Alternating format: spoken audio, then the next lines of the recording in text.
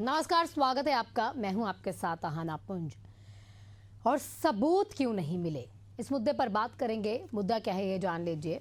आज बहस होगी उस केस की जिसने सालों तक देश की राजनीति, सुरक्षा एजेंसी और समाज को झकझोर कर रख दिया। साल 2008 का ये मामला है मालेगांव ब्लास्ट। इसमें 6 लोगों की जान चली जाती है और 100 से भी ज्यादा लोग इसमें घायल हुए। 7 लोगों पर आतंकवाद का आरोप लगा। लेकिन अब 17 साल बाद एनआईए की अदालत, यानी कि एनआईए की जो अदालत है, उसने कहा कि कोई सबूत नहीं है और सभी आरोपी बरी कर दिए गए। प्रज्ञा ठाकुर, लेफ्टिनेंट कर्नल पुरोहित, रिटायर्ड मेजर रमेश उपाध्याय और बाकी जितने भी सभी अब कानूनी तौर पर जो है निर्दोष बताए गए हैं। लेकिन आज सवाल ये उठता है कि क्या वाकई में सबूत नहीं थे या फिर जांच में ही खामियां थी? क्या हमारी जो एजेंसीज हैं उसकी जवाबदेही तय होनी चाहिए और जिनकी जिंदगी इस केस में उलझी रही उनका क्या होगा? खैर, आज इन्हीं तमाम बातों को सामने रखेंगे, प्रतिक्रियाएं लेंगे। लेकिन उससे पहले क्या कुछ किसने कहा, स्टेटमेंट्स सुन लीजिए। माननीय न्यायालय को साधुवाद है कि जो षड्यंत्रकारी ताकतें सनातन संस्कृति पे, हिंदू संस्कृति पे आतंकवाद का धब्बा लगाना चाहती थी, आज वो सब बेनकाब हुए हैं। न्यायालय ने सभी आरोपियों को बरी किया है और वो सारे आरोप असत्य पाए गए, जिनको लगा करके फर्जी मुकदमे में साध्वी प्रज्ञा सहित कर्नल पुरोहित और अन्य लोगों को इसमें मुजरिम बनाया गया था। 9 वर्ष तक जेलों के अंदर बिना जमानत के सड़ा के रखा गया है। जो इनके समय खराब हुए, इनका स्वास्थ्य खराब हुआ, शरीर खराब हुआ। एक आध ऐसे ब्रह्मचारी भी थे जिन्होंने इस प्रताड़ना से पीड़ित होकर के जहर खा के आत्महत्या तक का प्रयास किया। इसका जवाबदेह कौन है? निसंदेह इन सारे प्रश्नों का उत्तर कांग्रेस को देना चाहिए। हिंदू समाज के विरुद्ध इतनी गहरी साजिश, षड्यंत्र, और इस देश में, दुनिया के अंदर इस्लाम में आतंकवादी होंगे, क्रिश्चियनों में आतंकवादी होंगे, हिंदू आतंकवादी नहीं होता। परंतु हिंदू आतंकवाद जैसे, भगवा आतंकवाद जैसे शब्द गढ़ करके भारत राष्ट्र, सनातन और भगवा को लांछित करने का प्रयास आज विफल हुआ है।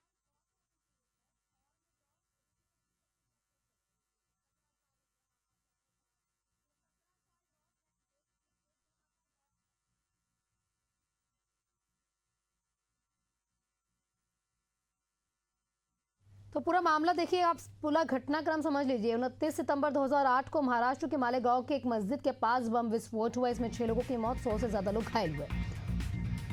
इस धमाके में एक बाइक का उपयोग हुआ जो बाद में साध्वी प्रज्ञा के नाम पर रजिस्टर पाई गई। कुल 7 आरोपी थे, जिनमें साध्वी प्रज्ञा, लेफ्टिनेंट कर्नल पुरोहित और अन्य लोग शामिल थे। 17 साल बाद एनआईए की जो कोर्ट है, इन्होंने सबूतों के अभाव में सभी को बरी कर दिया। लेकिन सवाल ऐसे हैं कि इतने गंभीर मामले में कोर्ट को पर्याप्त सबूत क्यों नहीं मिले?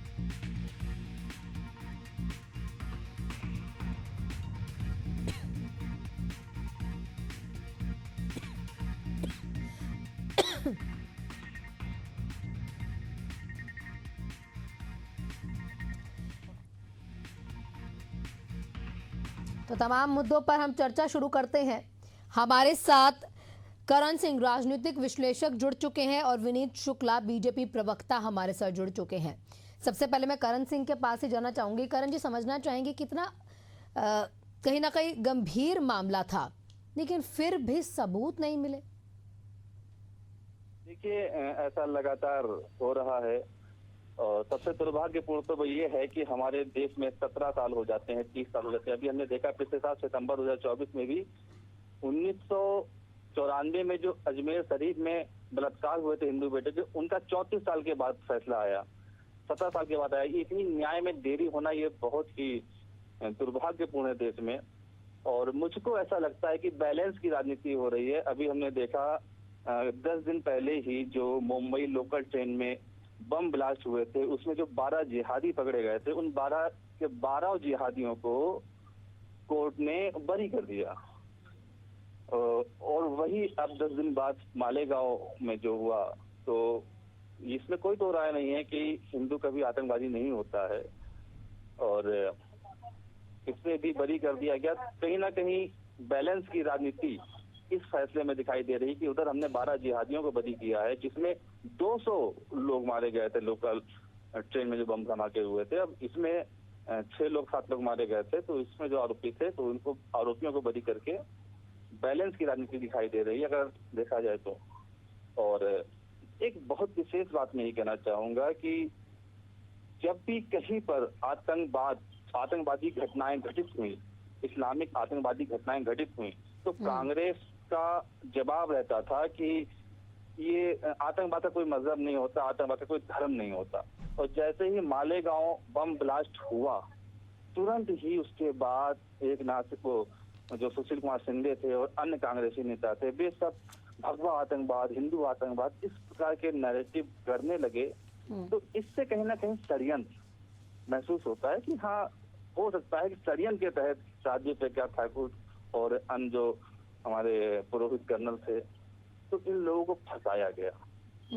जी ठीक है, हमारे साथ विनीत शुक्ला जी हैं, बीजेपी प्रवक्ता हैं। सर, आपसे थोड़ा समझना चाहेंगे, आपको भी पता है ब्लास्ट तो हुआ था, ठीक है, आप सबूत नहीं मिले तो सब बरी हो गए, लेकिन जो लोग इसमें जिनकी जान चली गई, जो लोग घायल हुए, इसमें 17 साल के इंतजार के बावजूद उनको न्याय नहीं मिला। देखिए आना जी, सबसे पहले तो हम ये कहना चाहेंगे, गर्व से कहो हम हिंदू, और हिंदू कभी आतंकवादी नहीं हो सकता। ये बात बार बार कही गई है और हर बार यही बात साबित होती है कि हिंदू कभी भी आतंकवादी नहीं हो सकता। भगवा आतंकवाद नहीं हो सकता। भगवा शांति का प्रतीक है, सौहार्द का प्रतीक है, देश में अमन चैन का प्रतीक है। आपने देखा है कि जिस तरीके से कांग्रेस ने उन लोगों पर अत्याचार किया, जो आज 7 के 7 लोग बरी हो गए, आज कांग्रेस को उस पर माफी मांगनी चाहिए। लेकिन आज भी कांग्रेसी कुछ नेता बढ़ चढ़ करके उल्टे सीधे बयान आज भी दे रहे हैं, जबकि उनके उस समय के रहे गृह मंत्री ने कहा कि जो रिपोर्ट आई हमने गलती से उस पर बोल दिया था और ये हमारे पार्टी में कहा गया था। कांग्रेस पार्टी के नेता ने हमसे कहा, कांग्रेस ने हमसे कहलवाया इस शब्द को।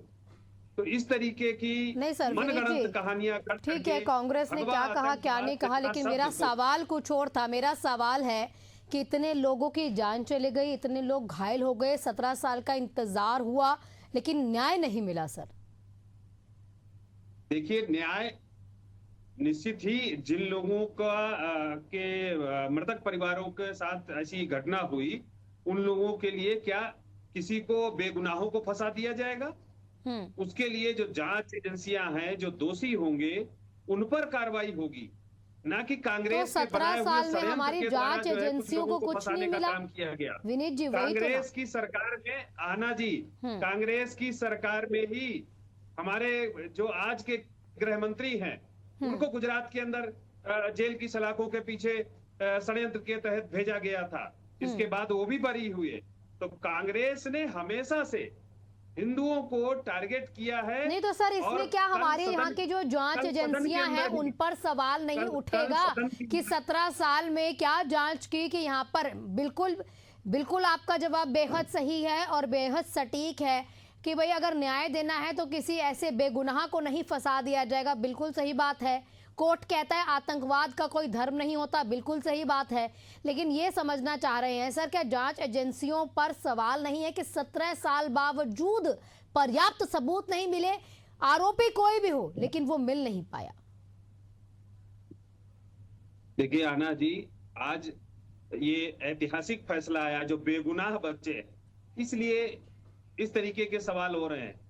जो गुनाहगार होते हैं ना, तमाम ऐसे अपराधी जिनकी फांसी पर बाटला हाउस इनकाउंटर वाले लोगों पर सोनिया गांधी रो रही थी, ऐसा लोगों ने आकर के बाहर बताया। तो ऐसे लोग, पी चिदम्बरम जैसे लोग जो हिंदुओं को टारगेट करके और हिंदू आतंकवाद जैसे शब्द का मनगढ़ंत कहानी बनाते हैं, लेकिन जब उन अपराधियों पर कार्रवाई होती है तो ये लोग उसमें धर्म जो है अलग बताते हैं।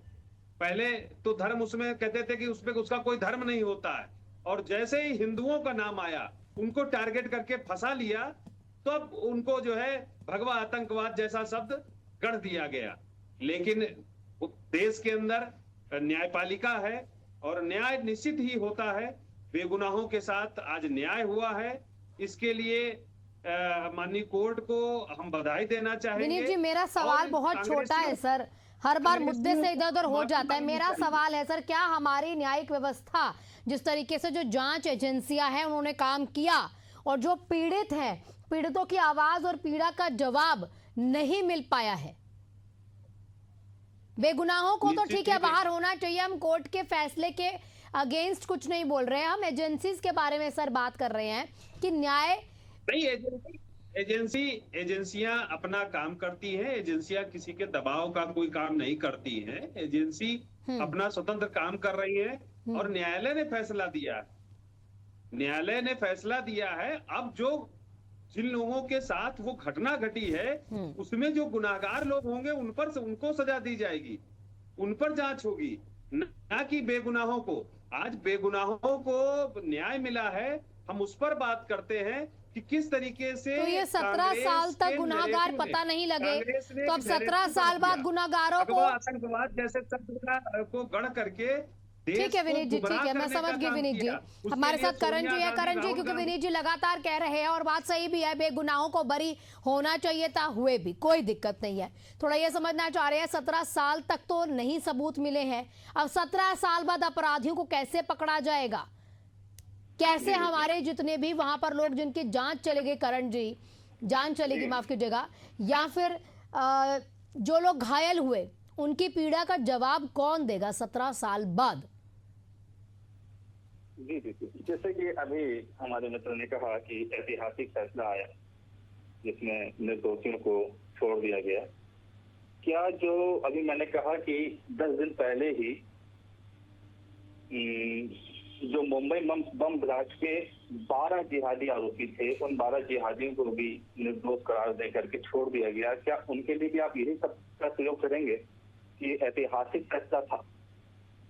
तो दूसरी बात जो आपका प्रश्न है कि उस घटना का क्या, उन दोषियों का क्या और उन लोगों का क्या जो लोग मरे या घायल हुए, ये बहुत महत्वपूर्ण प्रश्न है।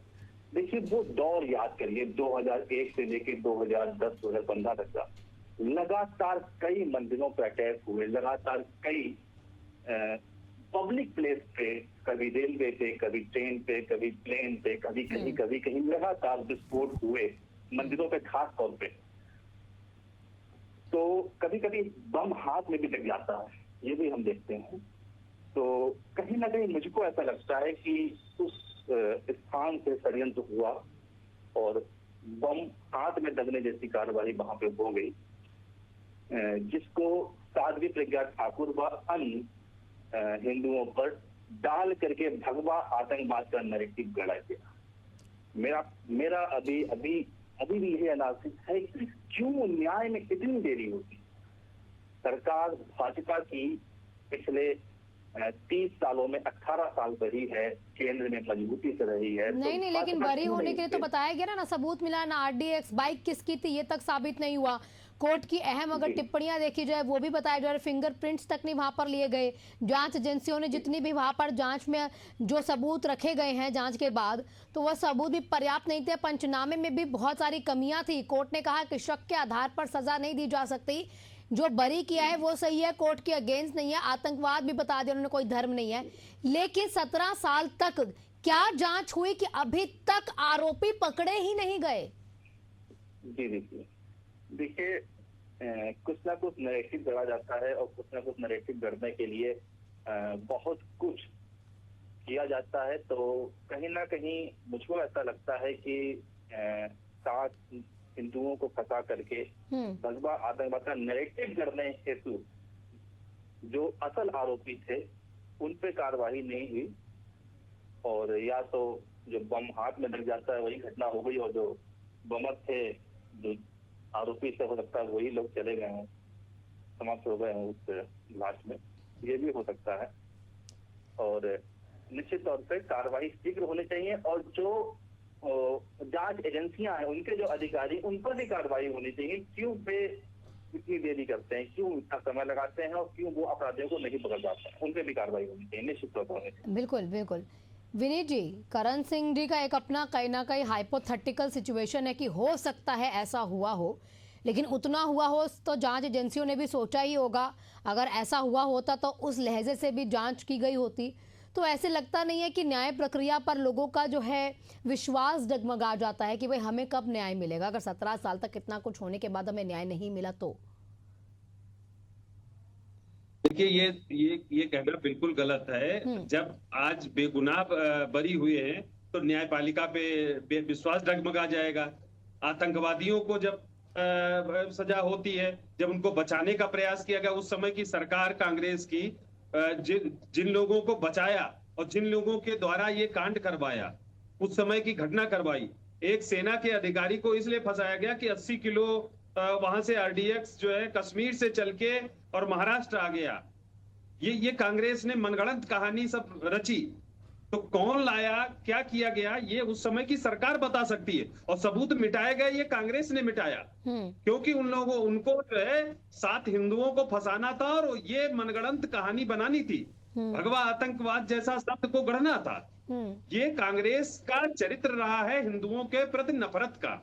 ये शुरुआत से, जब से देश आजाद हुआ है, तब से कांग्रेस लगातार हिंदुओं को टारगेट करती है। कल आपने देखा सदन के अंदर जिस तरीके से पहलगाम पे प्रियंका गांधी बोल रही थी, और उसमें जब हिंदू शब्द के लिए कहा गया तो उन्होंने नहीं कहा, उन्होंने भारतीय कहा, उन्होंने हिंदुस्तानी कहा, उन्होंने हिंदू नहीं कहा कि हिंदू मारे गए। तो जब कोई मुस्लिम पर कुछ घटना होती है और मुस्लिम आतंकवादी मारे जाते हैं तो उनको मुस्लिम नजर आते हैं, और हिंदू मरता है तो हिंदू नहीं, उसको भारतीय दिखता है। उनको तो अलग सर, चीज अगर दिखती मैं है। हिंदू हूँ और कहने मैं में भी भारतीय शर्म आती नहीं हूँ है। क्या? मैं अभी थोड़ा दिग्विजय समझना सिंह चाह का रही हूँ बयान आ सर। रहा है कि कुछ लोग उसमें जो है गुनाहगार जो थे वो भाग गए हैं।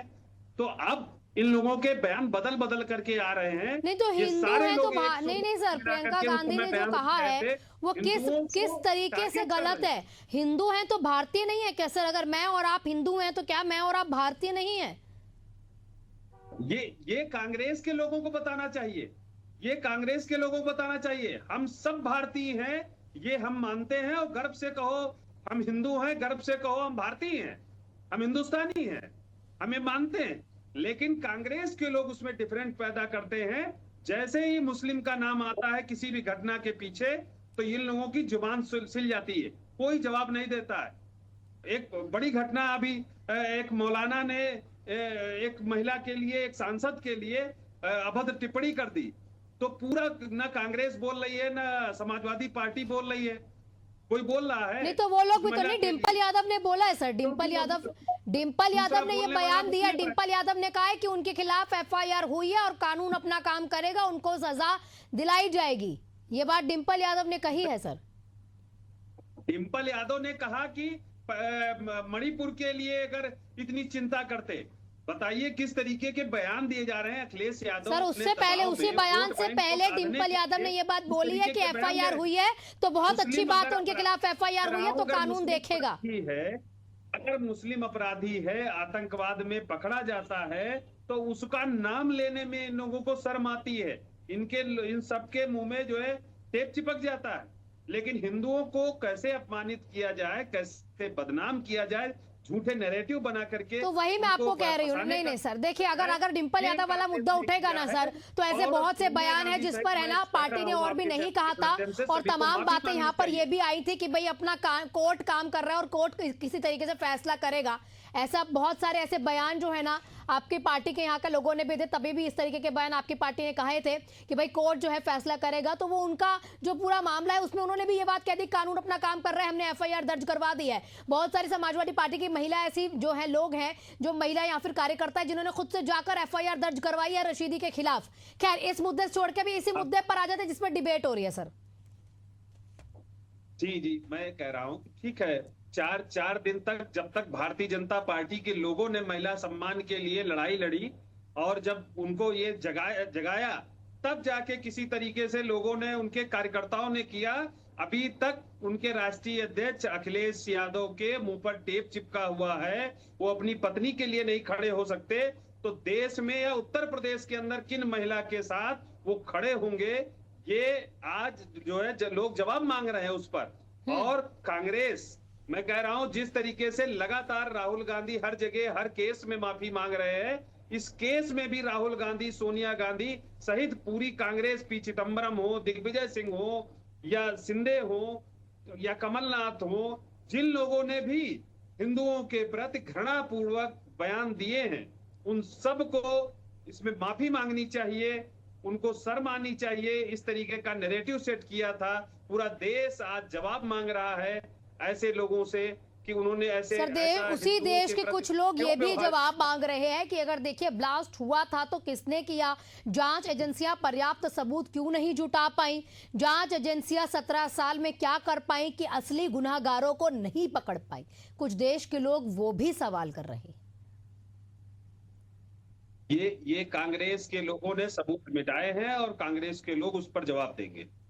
ठीक है, क्लोजिंग रिमार्क आपसे चाहूंगी करण जी। करण जी, आपको मेरी आवाज मिल पा रही है?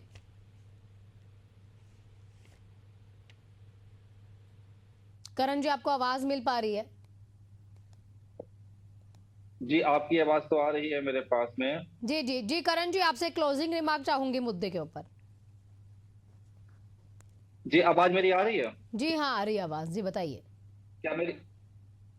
जी, देखिए, मैंने अभी बार इस बात को उठाया कि जो अभी 12 जिहादियों को छोड़ा गया मुंबई बम ब्लास्ट वाले मैटर पे, जो उनको बाइज्जत बरी कर दिया गया, कि उस पे इनका क्या स्टैंड है, वो भी भाजपा को क्लियर करना चाहिए। उसको क्लियर नहीं किया। बात अभी अखिलेश यादव जी की आपने की कि अखिलेश यादव जी ने कोई जवाब नहीं दिया, तो ऐसा नहीं है। अखिलेश यादव जी ने अच्छा जवाब दिया। उन्होंने कहा कि जो ड्रेस हम संसद में पहन के जाते हैं, वो ड्रेस हम कहीं भी पहन के जाएंगे, उसको हमें कोई रोक नहीं सकता। और जो वास्तविक मुद्दा है, जो वास्तविक बात है, जो रशीदी ने कहा, रशीदी ने जो कमेंट डिम्पल यादव जी पे किए, उन्होंने वो इस्लाम के अकॉर्डिंग किए हैं। इस्लाम में ऐसी परंपरा है, ऐसा रिवाज है कि महिला की आंख भी नहीं, सर के बाल भी शब्द ये थोड़ी यूज कर देंगे। करण जी कैसी बातें कर रहे हैं? एक मुस्लिम स्कॉलर मेरे साथ थे, उन्होंने कहा ये शब्द हमारे यहाँ पर नहीं इस्तेमाल किए जाते, कि उन्हें इस शब्द से कोट अनकोट कर दिया जाएगा। वहां पे जो गैर मुस्लिम महिलाएं होती, औरत कह के पुकारा जाता है। औरत एक बहुत ही बेइज्जत करने वाला शब्द है। उसका अर्थ होता है बैगीना अरबी में। और भाई अपनी महिलाओं को खातून और खवातीन सम्मानजनक शब्दों से पुकारते हैं और दूसरे की महिलाओं को औरत कह के पुकारते हैं। बाकी मैं ज्यादा कुछ नहीं कहूंगा इस विषय में। आते हैं इस मुद्दे पर, जो मालेगांव बम ब्लास्ट हुआ, तो इस पर देखिए, मैं फिर वही बात कहूंगा कि जब कोई मुस्लिम जिहादी आतंकवाद फैलाता है तो उसको कहा जाता है कि आतंकवाद का कोई धर्म नहीं होता। यहाँ पे आरोपी हिंदुओं को बना लिया गया था, तो यहाँ पर भगवा आतंकवाद जैसे नैरेटिव कांग्रेस ने गढ़े थे, जो कि इस बात को दर्शाता है कि एक षड्यंत्र था सदन के तहत यहाँ पे सनातनियों को बदनाम करने का प्रयास किया गया। और बाकी अगर आप जो कह रहे हैं कि कांग्रेस पर सवाल उठता है, कांग्रेस ने जांच क्यों नहीं करवाई, तो जांच कांग्रेस या भाजपा नहीं कराती, जांच होती है। वही तो मैं बार वही तो कह रही हूँ कि एजेंसियां जांच कर रही है, एजेंसियों ने क्या किया? बिल्कुल, न्यायालय की जवाबदेही तय होनी चाहिए कि 30 साल 40 साल मुकदमा क्यों चल रहा है, क्यों नहीं जांच हो पा रही है, प्रशासन क्या कर रहा है, क्यों नहीं जांच एजेंसियां समय पे जांच करके सबूतों को पेश करके केस को क्यों नहीं फाइनल करवाते हैं। ये बहुत बड़ा सवाल है। इस पे सुधार होना चाहिए। सुधार के लिए ना संसद पे हमारे सांसद कुछ बोलते हैं कि इन चीजों पे सुधार होना चाहिए, और ना ही ये कभी राजनीतिक मुद्दा बनता है, ना ही कभी चुनावी मुद्दा बनता है। इसीलिए हमारे देश की जो व्यवस्था है वो बहुत चरमराई हुई है, लोगों को न्याय नहीं मिल रहा है। ठीक है, सालों साल बीत जाते हैं, कई बार लोग ऐसा होता है ना, उस केस में रहते भी नहीं है, कहते हैं ना जिंदा भी नहीं रहते, और तब भी न्याय नहीं मिल पाता है। और यही कहीं ना कहीं विडंबना है लोगों की। कहीं जिस तरीके से इस केस में हुआ है, लोग मर गए और कितने घायल हुए, लेकिन उनको अभी तक न्याय नहीं मिला। आप सभी का बहुत बहुत शुक्रिया तमाम प्रतिक्रियाओं के लिए। लेकिन बात वहीं पर आ जाती है। मैं आपको बता देती हूं कि इतने गंभीर मामले में भी कोर्ट को पर्याप्त सबूत नहीं मिलते हैं। 323 गवाहों में से 37 अपने बयान से मुकर गए। कई ऐसे सबूत है तकनीकी आधार पर कमजोर पाए गए, जैसे कि मोबाइल रिकॉर्डिंग की अनुमति हमें नहीं मिली। अब इसमें देखना होगा क्या गवाहों पर वाकई में कोई दबाव था, क्या सच में आतंकवाद को कोई धर्म होता है? यदि आतंकवाद कोई मुस्लिम करता है या हिंदू करता है, आतंकवाद होता है, वो हिंदू आतंकवादी या मुस्लिम आतंकवादी नहीं होता। कोर्ट का कहना बिल्कुल सही। और उसी तरीके से जांच होनी चाहिए थी। 17 साल बाद अगर न्याय नहीं मिल पाया तो बात इतनी, यानी कि ब्लास्ट तो हुआ था, अगर ब्लास्ट हुआ था तो जांच एजेंसी ने 17 साल में क्या जांच की, जो उन लोगों को न्याय ही नहीं मिला, जो या तो इस दुनिया में नहीं रहे या तो अभी तक उस दंश को झेल रहे हैं। इसी के साथ इस बुलेटिन में फिलहाल इतना ही।